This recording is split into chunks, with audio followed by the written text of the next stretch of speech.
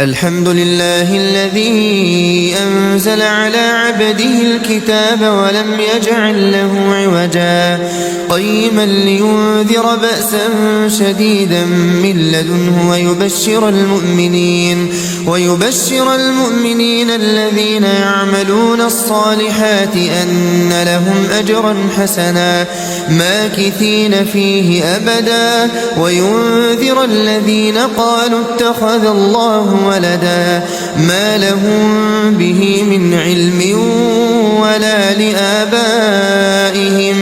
كبرت كلمة تخرج من أفواههم إن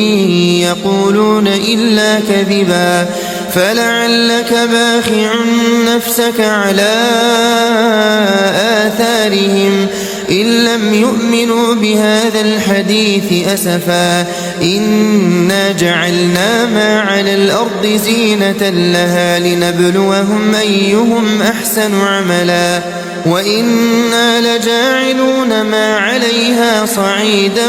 جرزا أم حسبت أن أصحاب الكهف والرقيم كانوا من آياتنا عجبا إذ أوى الفتية إلى الكهف فقالوا ربنا آتنا من لدنك رحمة وهيئ لنا من أمرنا رشدا فضربنا على آذانهم في الكهف سنين عددا ثم بعثناهم لنعلم أي الحزبين أحصى لما لبثوا أمدا